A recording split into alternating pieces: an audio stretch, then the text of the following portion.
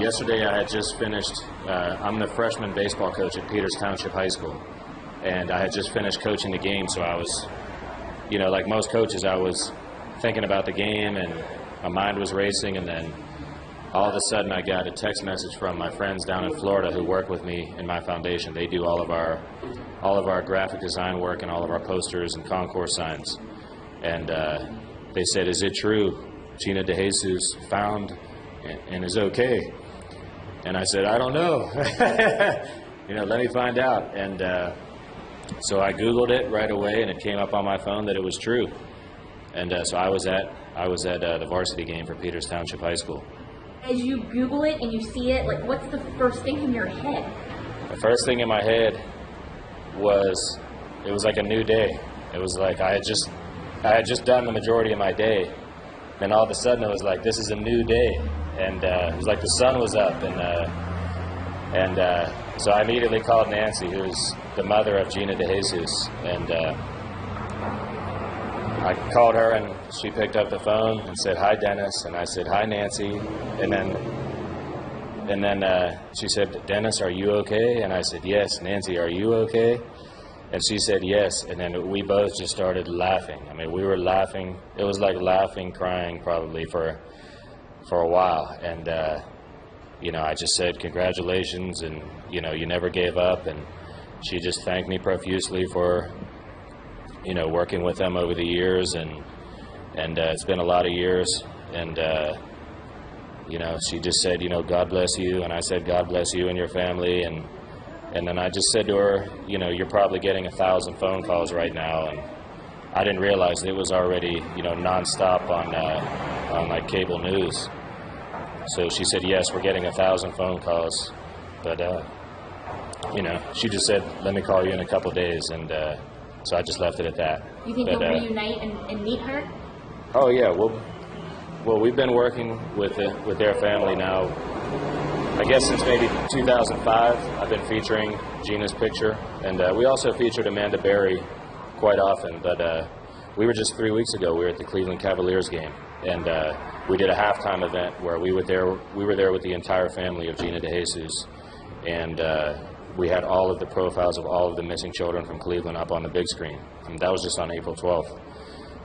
So I was just with them recently, like within a month. The purpose of your foundation, just give me the brief description. The brief description is, I'm an ex-minor league baseball player. I was drafted by the Cubs as a pitcher. And the basic of what we do is we take the profiles of area missing kids and we put them where the people are in that city, and that is at the sports stadiums and arenas. And the main idea of what we do is we are recognizing that that missing children, this is a challenge to rise to. And athletes and sports fans and sports people, they don't make their decisions out of fear. And we recognize a challenge and we rise to it. And our whole effort is that our program is called Bring Home 100.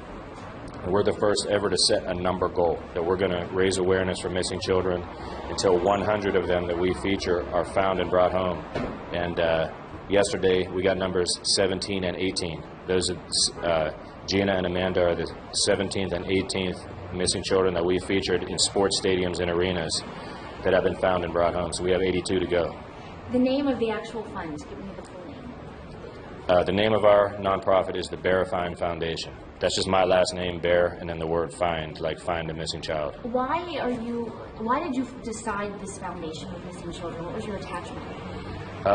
It really was just by chance. When I was in the minor leagues with the Cubs, I came home one off season after I had my first shoulder surgery, and I was watching a documentary that showed two sets of parents who had a missing child, and it talked about how they tried so hard to raise awareness for their child, but nobody really paid attention to the flyers, and it was very difficult for them to get anybody to pay attention, so they felt like they were all alone.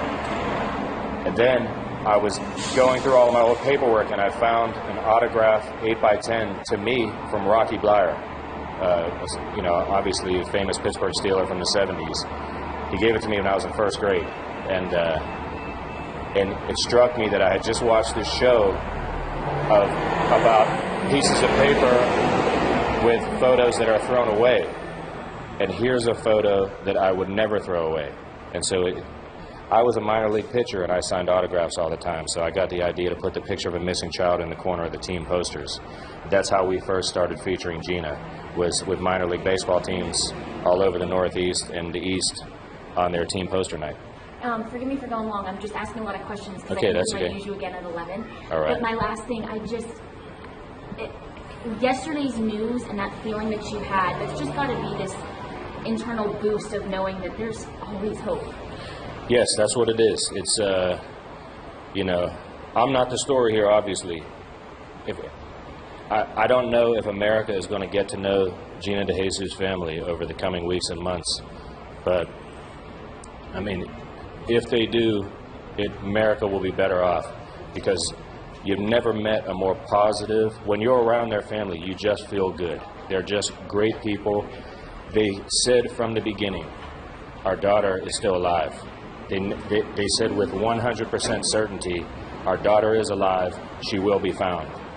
And they were right. And there is no reason to ever stop fighting for the kids, because look, the kids have been fighting for 9 or 10 years. Who are we to not fight alongside them? If they're going to fight, then we're going to fight with them. And there's just absolutely no good reason not to.